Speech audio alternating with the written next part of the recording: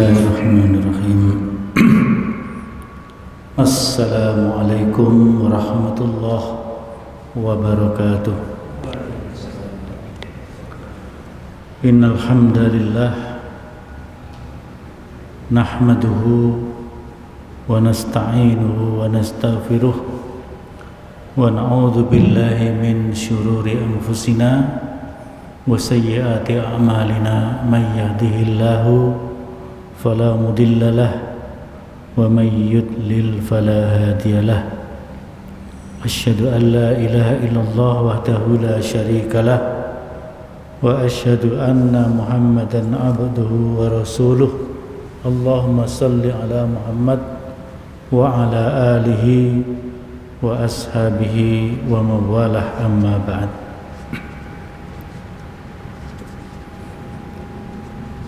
Jamaah pengajian HPT yang dirahmati oleh Allah, pada pagi hari ini alhamdulillah kita panjatkan puji syukur kepada Allah Subhanahu wa taala yang senantiasa melimpahkan nikmatnya kepada kita sekalian untuk melanjutkan dan meningkatkan kajian kita, kajian ilmiah kita tentang fikih yang disusun, diputuskan oleh Majelis Tarjih Muhammadiyah. Insyaallah pada pagi hari ini kita akan mengkaji penyempurnaan tuntunan manasik haji yang disusun bersama oleh Majelis Tarjih pimpinan pusat dan juga pimpinan pusat Aisyah. Jadi Majelis Tarjih PP Muhammadiyah bekerja sama dengan pimpinan pusat Aisyah.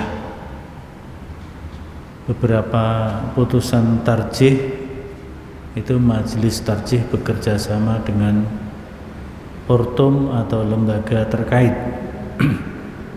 Misalnya dengan pimpinan pusat Aisyah itu berbicara tentang tuntunan manasik haji, karena yang dulu memiliki kelompok bimbingan haji di lingkungan Muhammadiyah itu adalah kelompok bimbingan haji Aisyah. Muhammadiyah baru menyusul. Kemudian dengan Aisyah juga adalah putusan tarjih tentang tuntunan keluarga sakinah. Yang lain-lain seperti kemarin yang kita pelajari beberapa pertemuan yang lalu, fikih kebencanaan itu juga disusun bersama Majelis Tarjih dengan lembaga penanggulangan bencana atau MDMC Muhammadiyah, Disaster Management System. Ya, yang pertama untuk tuntunan manasik haji ini berkaitan dengan niat haji. Jadi dimulai dari pembahasan tentang niat haji. Majelis Tarjih memberikan definisi atau takrif niat itu adalah kehendak hati yang ditekadkan untuk mendekatkan diri kepada Allah, yang dibuktikan dengan suatu pekerjaan. Dalam istilah ulama itu disebutkan an-niyatu qasdu syai'in fil qalbi muqtaronan bi fi'lihi. Jadi barangkali pengertian Majelis Tarjih ini, takrif yang diberikan oleh Majelis Tarjih juga merujuk pengertian yang diberikan para ulama, seperti yang tadi saya sebutkan, an-niyatu qasdu syai'in. Niat itu adalah menyengaja sesuatu, menyengajakan diri untuk melakukan sesuatu fil qalbi, di dalam hati. Jadi kesengajaan yang ditetapkan di dalam hati. bahasa Jawanya mungkin kerenteke ngati, kerenteke ngati, arep ngelakoni sesuatu lillahi ta'ala, dengan niat karena Allah Ta'ala, mendekatkan diri kepada Allah Ta'ala, muktaronan bi fi'lihi, disertai dengan perbuatannya, atau boleh disebutkan di sini dibuktikan dengan suatu pekerjaan atau perbuatan. Mayoritas ulama sepakat bahwa niat terletak di dalam hati untuk segala situasi. Jadi niat itu perbuatan hati. Kalau Said Sabiq menyebutkan an-niyatu amalun qalbiyun mahdun. Niat itu adalah perbuatan hati semata-mata perbuatan hati, sehingga niat itu ya tidak perlu diucapkan. Niat itu tidak diucapkan, niat itu ya dalam hati. Niat haji dan umroh terkait erat dengan masalah ihram. Nah, jadi niatnya bersamaan dengan mulai ihram, baik itu ihram untuk haji maupun ihram untuk umroh.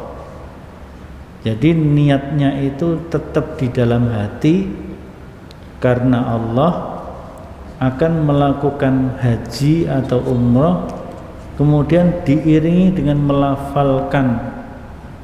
melafalkan suatu ucapan yang dituntunkan oleh Nabi. Ya, lafalnya adalah talbiyah ihram, yaitu kalau umrah labbaika umratan. Itu ucapan itu bukan niat, tapi ucapan itu adalah memang sunnah melafalkan sebuah ucapan yang disertai atau menyertai niat di dalam hati. Jadi ketika kita mengucapkan labbaika umratan, sekaligus di dalam hati kita niat untuk melaksanakan umroh karena Allah Ta'ala. Nah, memang makna dari kata labbaika umratan itu menguatkan dari apa yang diniatkan dalam hati, menguatkan apa yang ada di dalam hati. Labbaika, aku penuhi panggilanmu ya Allah, umratan, untuk melaksanakan umroh. Nah, dalam hati sudah langsung berniat untuk melakukan umroh karena Allah Ta'ala. Jadi ucapan labbaika umratan ini bukan ucapan niat, tapi ucapan ini dituntunkan oleh Nabi ketika kita memulai ihram. Kalau dalam sholat ya sama dengan takbiratul ihram itu. Takbiratul ihram. Jadi Allahu Akbar itu bukan niat, tapi Allahu Akbar itu adalah lafal yang diucapkan bersamaan dengan niat dalam hati untuk memulai sholat. Disebut takbiratul ihram itu berarti takbir yang akan mengharamkan segala perbuatan yang semula dibolehkan menjadi diharamkan, tidak dibolehkan. Nah, kalau kita sholat itu, sebelum sholat kita boleh ngobrol, boleh menoleh kanan dan kiri, ngobrol dengan teman kita di kanan dan di kiri, boleh melakukan apa saja. Tapi begitu mengucap takbiratul ihram dengan mengangkat tangan Allahu Akbar, nah ihram mengharamkan. Maka ketika sholat sudah enggak boleh tolah-toleh kanan kiri, seolah-olah kita tidak kenal lagi dengan saudara kita di kanan dan di kiri. kita hanya kenal dengan Allah. Kita membaca doa dalam rangka berkomunikasi dengan Allah. Begitu juga ketika kita mengucap talbiyah umrah, ihram untuk umrah ya. Talbiyah ihram, labbaika umratan. Kita membaca labbaika umratan, berarti waktu kita mengucap itu kita sudah berpakaian ihram ya. Dalam hati niat untuk ihram apakah umrah atau haji. Kalau umrah berarti ucapannya labbaika umratan. Begitu mengucap labbaika umratan berarti ihram dimulai, maka itu juga mengharamkan hal-hal yang semula boleh. Semula boleh potong kuku, maka ketika setelah mengucap labbaika umratan berarti sudah ihram untuk umrah, kita sudah mulai ihram. Potong kuku yang semula boleh tidak boleh, yang semula pakai wewangian boleh, maka setelah mengucap talbiyah ihram itu sudah tidak boleh. Bahkan mandi itu tidak boleh pakai sabun yang ada wangi-wanginya. Jadi kalau mau mandi selama ihram itu ya lebih baik nggak usah pakai sabun saja, kecuali kalau kita bawa sabun yang netral, tidak ada wangi-wangiannya, non perfume, sabun yang tidak disertai parfum. Jadi diharamkan semua itu ihram ya. Kita mengucapkan lafal awal ihram dengan labbaika umratan kalau umrah, atau kalau haji labbaika hajjan, atau kalau kita melaksanakan haji namanya haji qiran. Haji qiran itu niat haji dan umrah disatukan.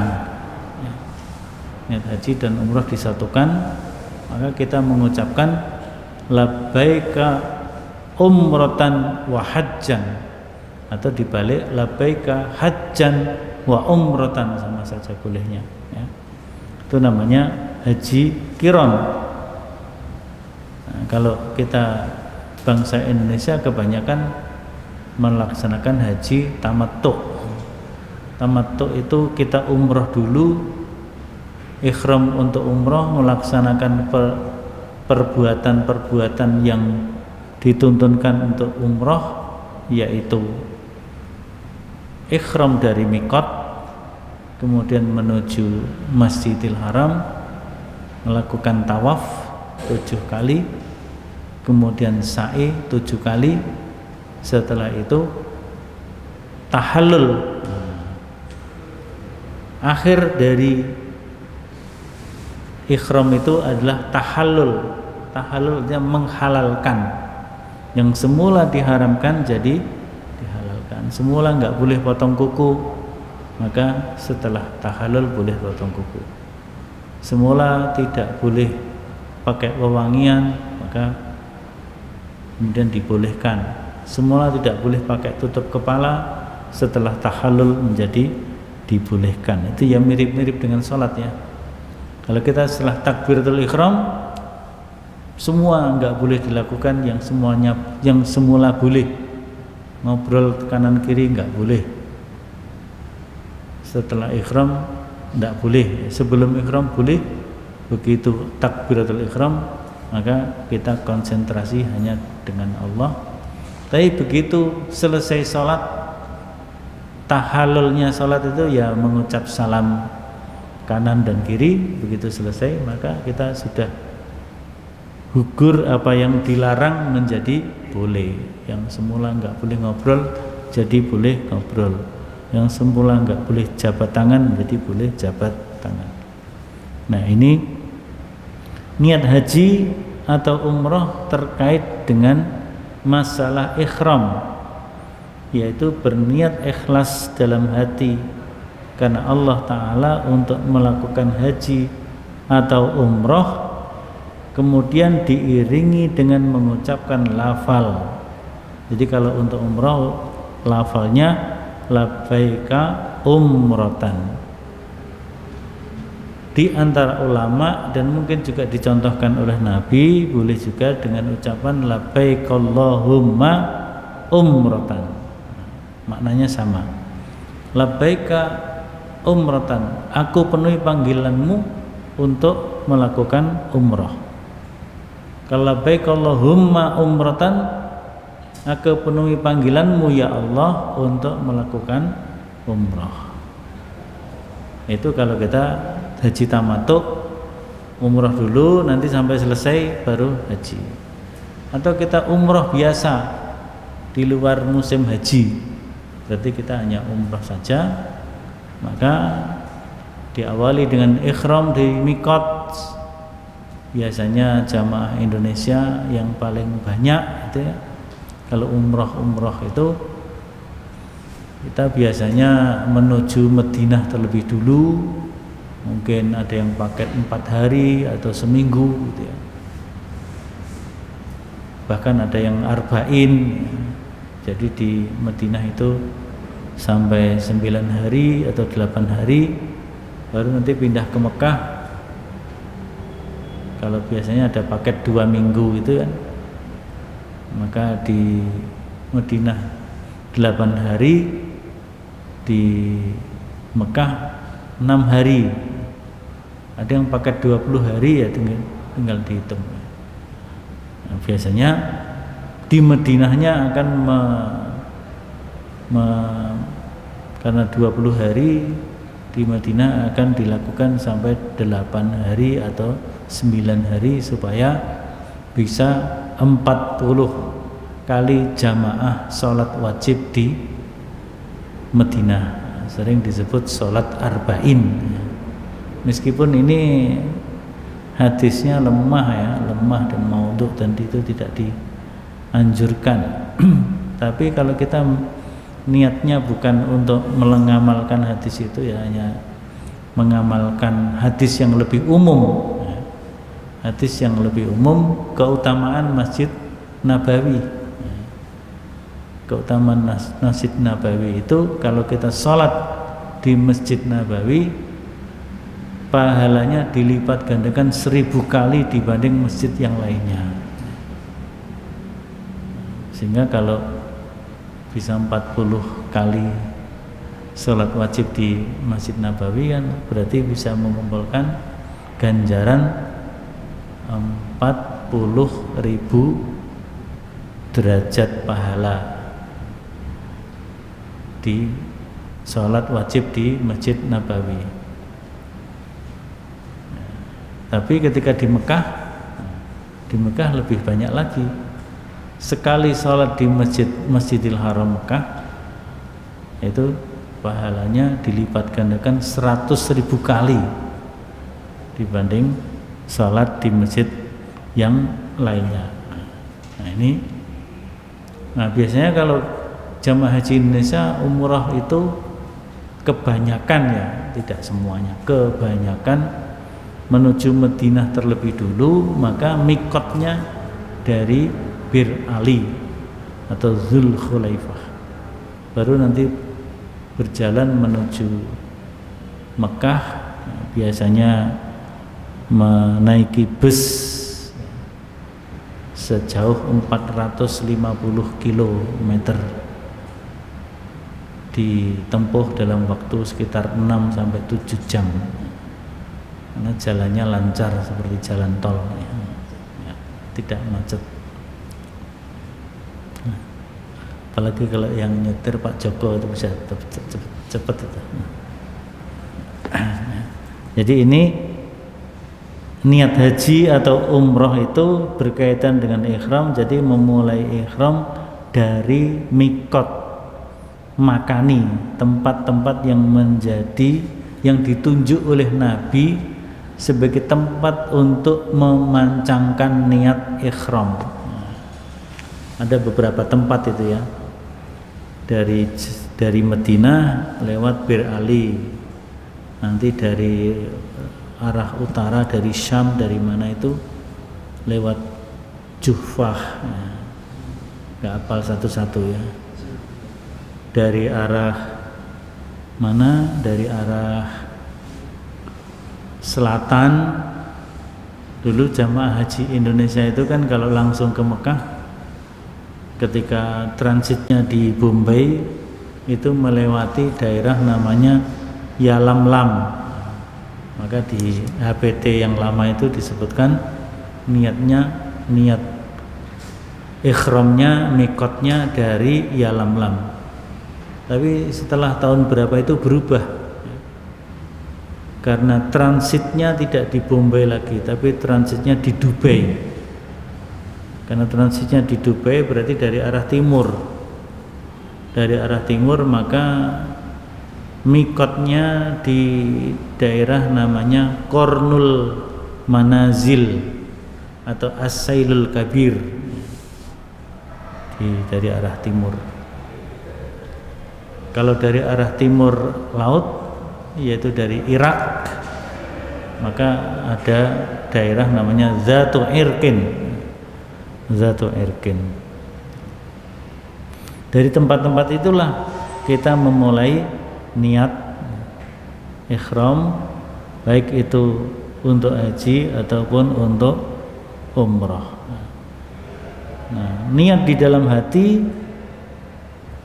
dengan mengikhlaskan niat, membersihkan niat hanya kepada Allah Ta'ala, sebagaimana sabda Allah di dalam surat Al-Bayyinah, wa ma umiru illa liya'budullaha mukhlishina lahuddin.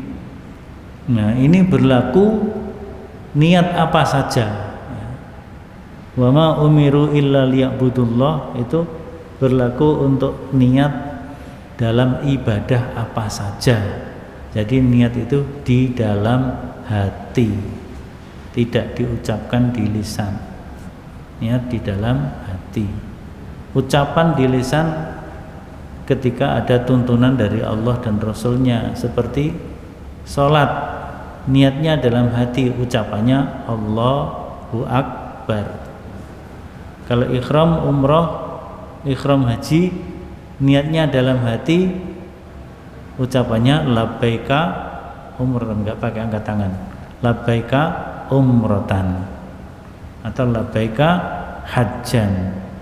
Atau kalau kedua-duanya dilakukan bersamaan, labbaika umratan wa hajjan atau labbaika hajjan wa umratan.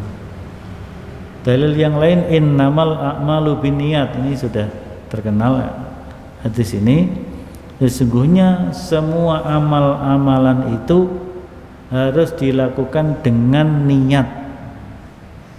Seperti kita melaksanakan siam Ramadan, kita harus meniatkan diri untuk puasa Ramadan. Niatnya harus dilakukan sebelum pelaksanaan puasa itu sendiri. Nah, di sini para ulama membedakan atau punya pendapat yang pertama, niat itu dilaksanakan tiap hari sebelum fajar, dasarkan hadis Nabi, malam apa itu bahasanya, qoblal fajri fala siyamalah. Barang siapa yang tidak berniat sebelum fajar, tidak berniat puasa sebelum fajar, maka dia tidak sah puasanya, gitu ya. Tapi ada juga yang membolehkan niatnya itu sebelum melaksanakan puasa hari pertama. Jadi diborong niatnya dari hari pertama sampai hari terakhir. Nah, itu dua-duanya dibolehkan pendapat ulama ya.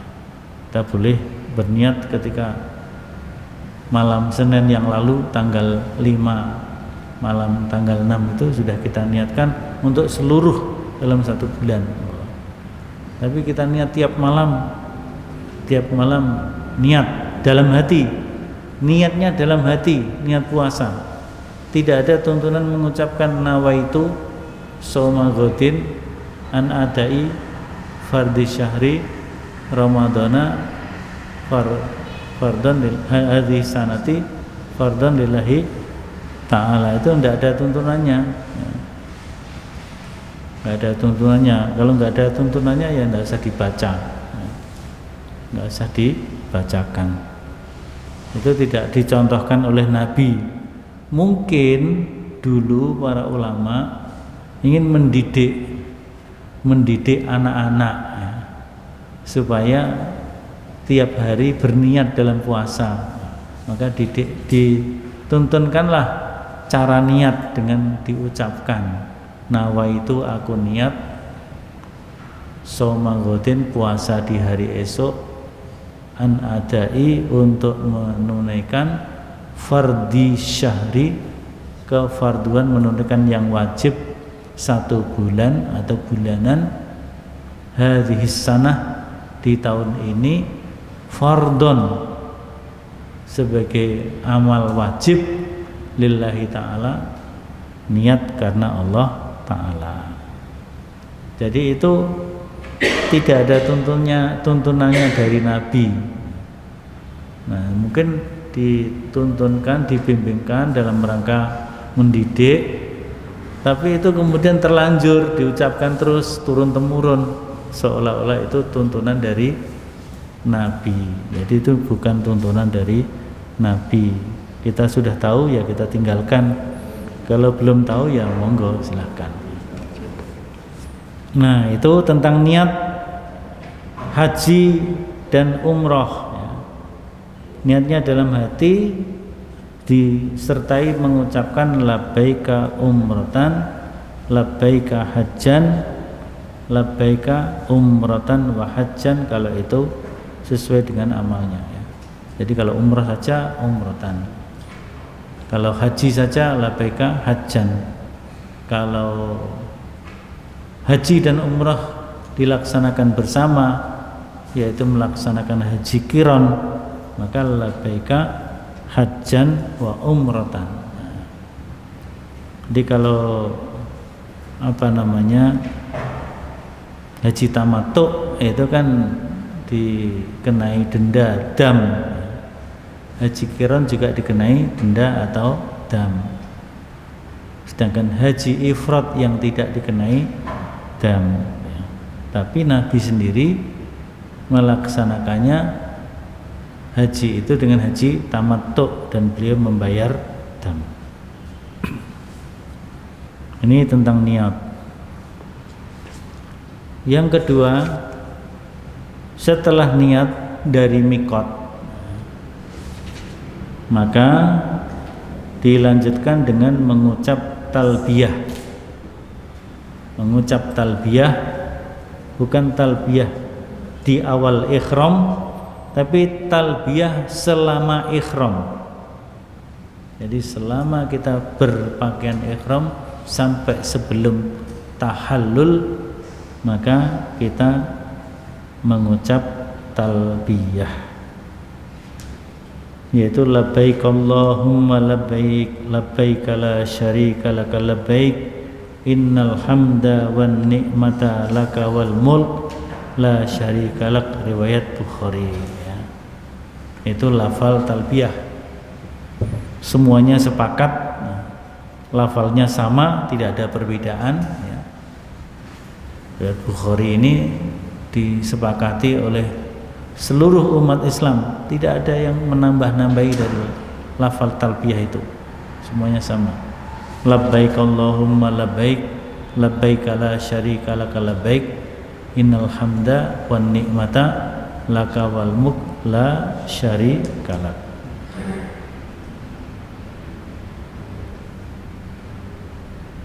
Yang kedua, masalah membaca lafal talbiyah ini dapat dilakukan sendiri, dibaca sendiri-sendiri, diucapkan sendiri-sendiri, bersamaan, atau boleh melalui komando hingga anggota atau jamaah mengikutinya. Jadi mengucapkannya boleh sendiri-sendiri, boleh bersama-sama dalam satu komando. Berdasarkan hadis Abdurrahman bin Yazid ya, wal Aswad bin Yazid, keduanya mengatakan qala sami'na Abdullah ibna Mas'ud yaqul bi jam'in sami'tul ladzi unzilat alaihi suratul baqarati ha huna yaqulu labbaik Allahumma labbaik summa labba wa labbaina ma'ahu. Abdurrahman bin Yazid dan Aswad bin Yazid keduanya mengatakan kami mendengar Abdullah bin Mas'ud berkata di jamak, itu suatu tempat namanya jamak. Aku mendengar orang, yaitu di sini disebutkan Nabi maksudnya, sami'tul ladzi unzilat alaihi suratul Baqarah ya. Aku mendengar orang yang pernah menerima surat Al-Baqarah ya. Menerima wahyu ya, maksudnya ya Nabi ya. Aku pernah mendengar Nabi mengucapkan labbaik Allahumma labbaik summa labba wa labbaina ma'ahu. Kemudian sesudah itu ia membaca talbiyah itu dan kami pun ikut bertalbiyah untuk memulai ihram. Jadi di sini digambarkan jamaah para sahabat itu bertalbiyah bersama-sama sesudah Nabi bertalbiyah. Berarti di sini ada kalanya dibolehkan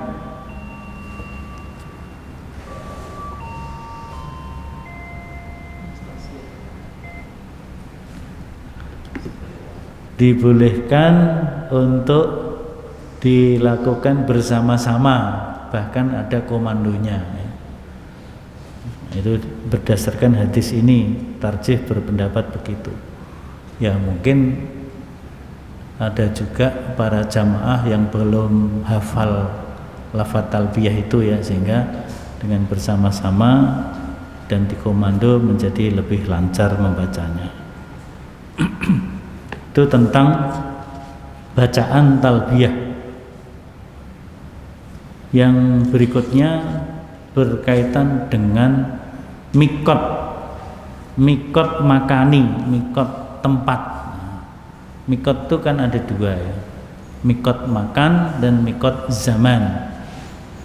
Mikot makan itu tempat-tempat yang sudah ditunjuk tertentu oleh Nabi. Nanti ada di sini tempat-tempatnya ya. Yang kedua mikot zaman. Mikot zaman itu batas waktu.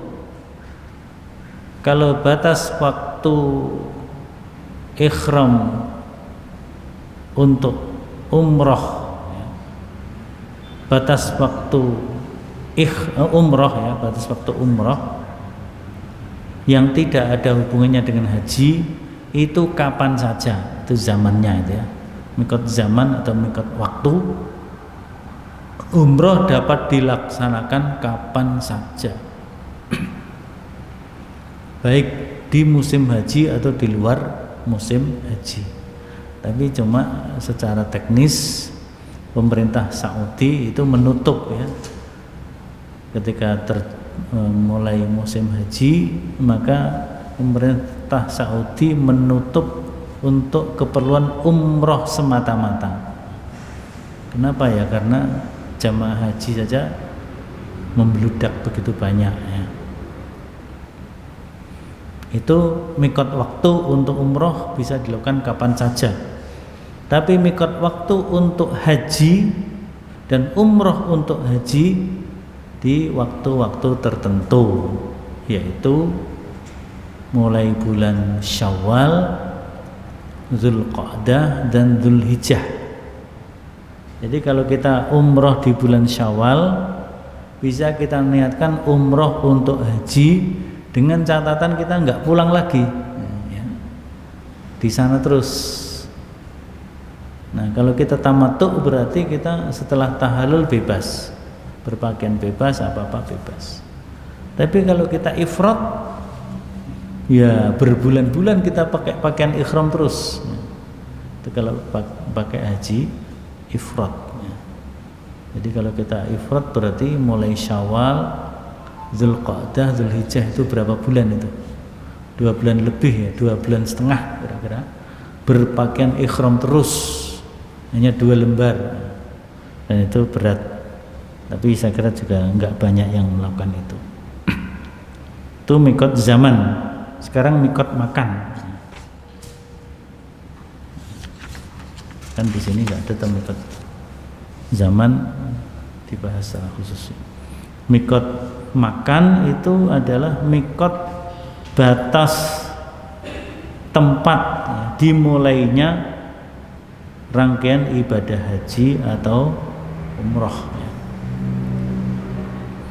Batas-batas tempat, batas itu namanya mikot ya. Jamaknya mawakit al-makaniyah yang ditetapkan oleh Nabi sebenarnya hanya 3 arah. Dari arah utara penduduk Madinah dan Syam. Oh ya, ini penduduk Madinah dan Syam.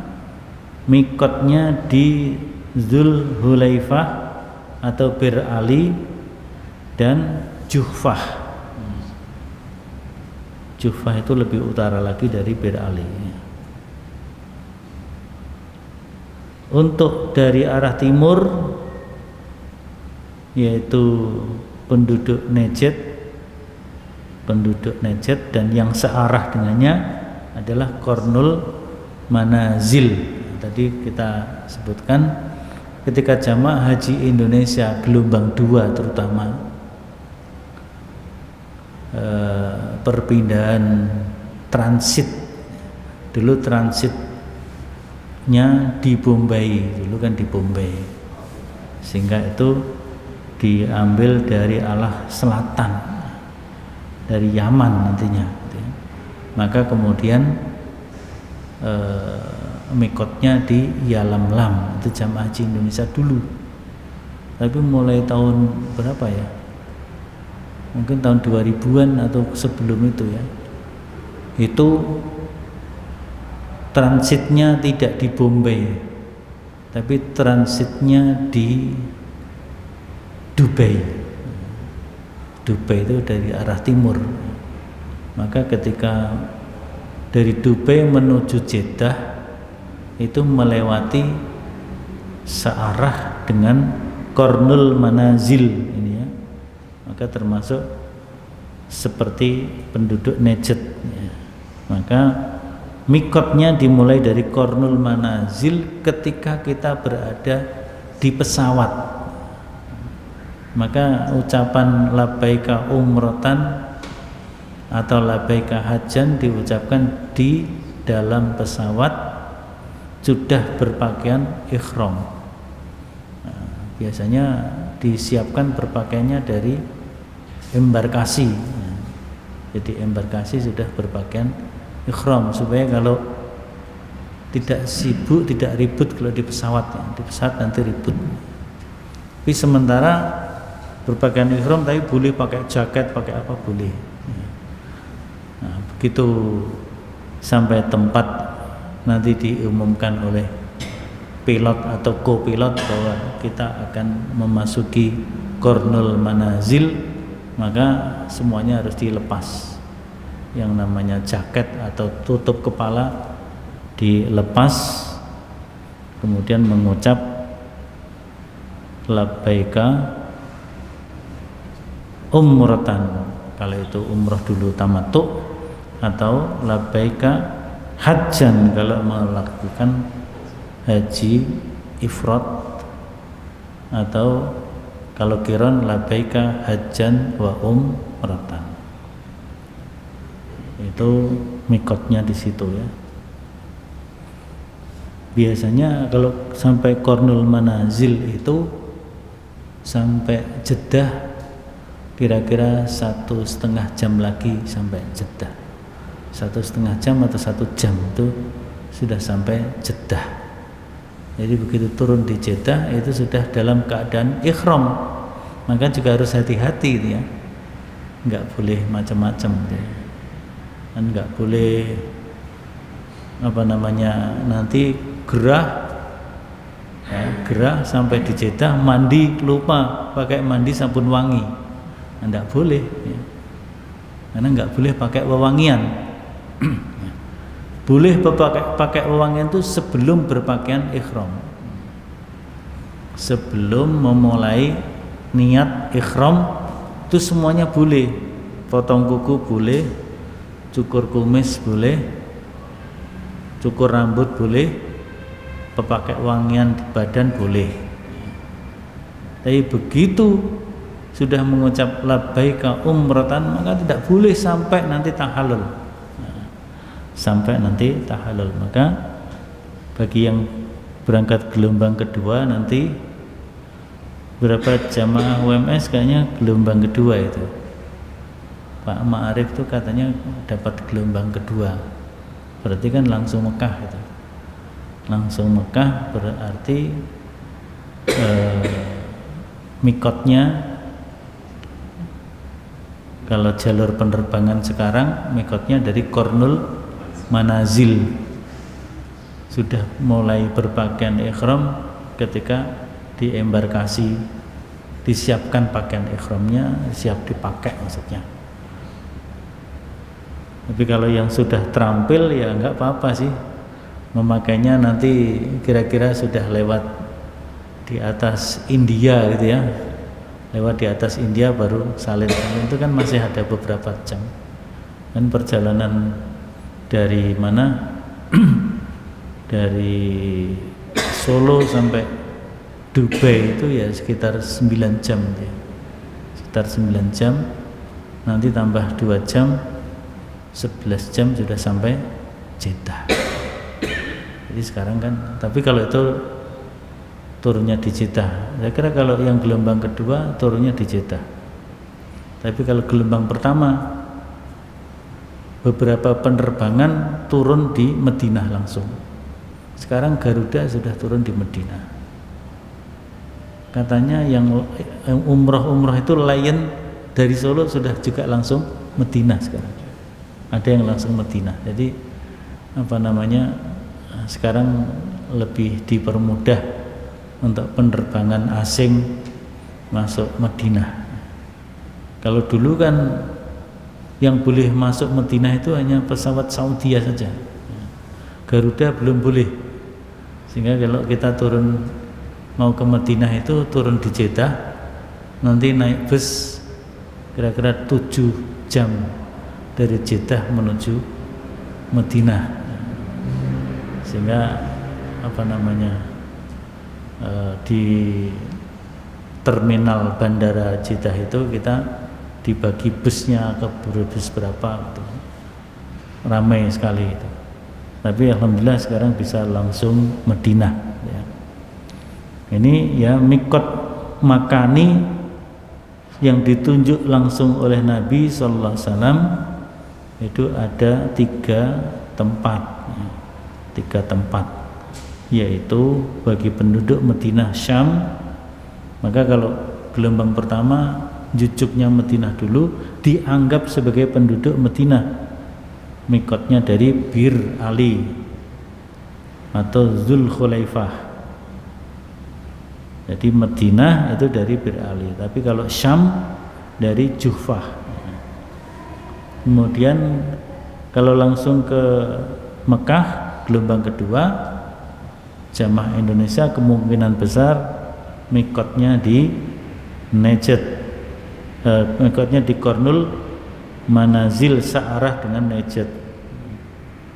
Sedangkan yang dari arah selatan dari Yaman, dulu penduduk Indonesia kebanyakan dari jamaah haji Indonesia kebanyakan lewat Yaman ini, maka mikotnya di Yalamlam. Itu didasarkan kepada hadis Nabi ini, Bukhari ini ya. Nah kemudian ada mikot yang tidak ditetapkan oleh Nabi, tapi ditetapkan oleh Umar bin Khattab. Mikot yang ditetapkan oleh Umar bin Khattab bagi penduduk Irak, ya.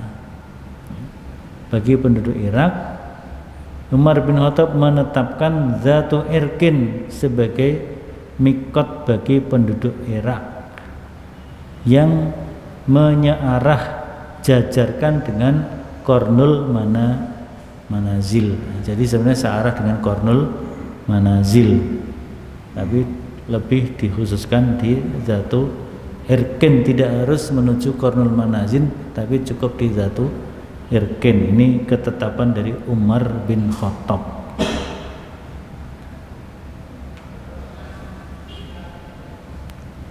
Nah, yang ketiga, jika muncul kasus tentang dari manakah para jemaah yang datang memulai mikotnya tetapi tidak lewat salah satu mikot yang ada, maka para ulama Abu Hanifah beristihad seperti yang dilakukan Umar bin Khattab.